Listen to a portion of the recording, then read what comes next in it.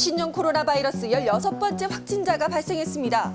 이번 확진자는 42살 한국 여성으로 지난달 19일 태국에서 입국한 뒤 확진 판정을 받아 논란이 일고 있습니다. 우리가 판단을 해도 이상한 점이 많기 때문에 역학조사를 통해서 누구와 현지에서 어떻게 접촉했고, 그래서 단지 태국이라고 특정하기는 현재로서는 어렵고.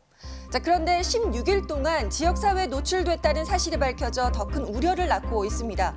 지금까지 밝혀진 이동 경로를 보면 이 확진자는 태국을 여행하고 지난 19일 무안국제공항으로 귀국했고요.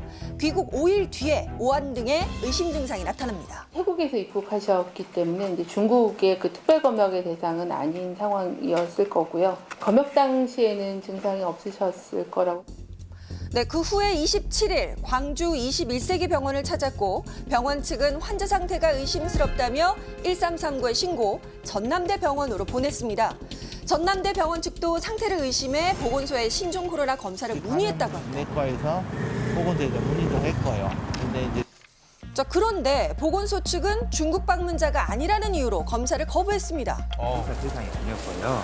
네, 태국에서 들어왔기 때문에 그녀는 다시 21세기 병원에서 치료를 받고 확진 판정을 받기 전까지 일주일 넘게 일상생활을 했습니다. 결국 다시 상태가 나빠져 응급실로 이송, 4일인 어제 확진 판정을 받았습니다. 이렇게 확진자가 중국이 아닌 지역으로 입국한 경우 이번 이 두 번째인데요. 일본에서 확진자와 접촉해 감염된 12번째, 그리고 태국 여행 후 입국한 16번째 환자가 있습니다. 이렇다 보니 중국 이외 제3국에서 들어오는 사람에 대한 의견이 분분한데요.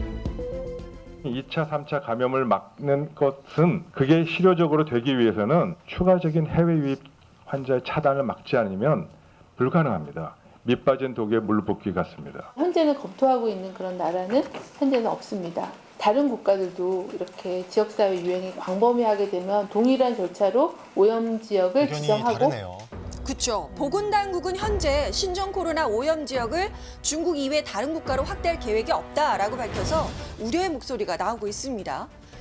그러던 중 중국 광저우시 보건당국에서 확진자의 가정집을 검사했는데요. 문 손잡이에서 코로나 바이러스의 씨앗인 핵산을 검출했다는 겁니다.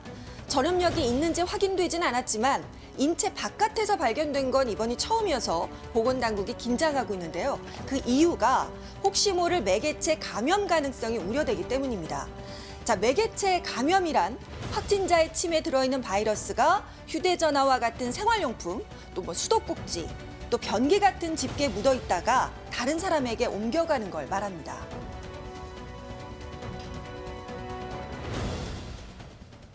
환자와 접촉자가 대변 안 하고 차를 두고 발생하는 상황이니까 그거를 알아채기는 힘들죠. 더 문제가 될 수 있는.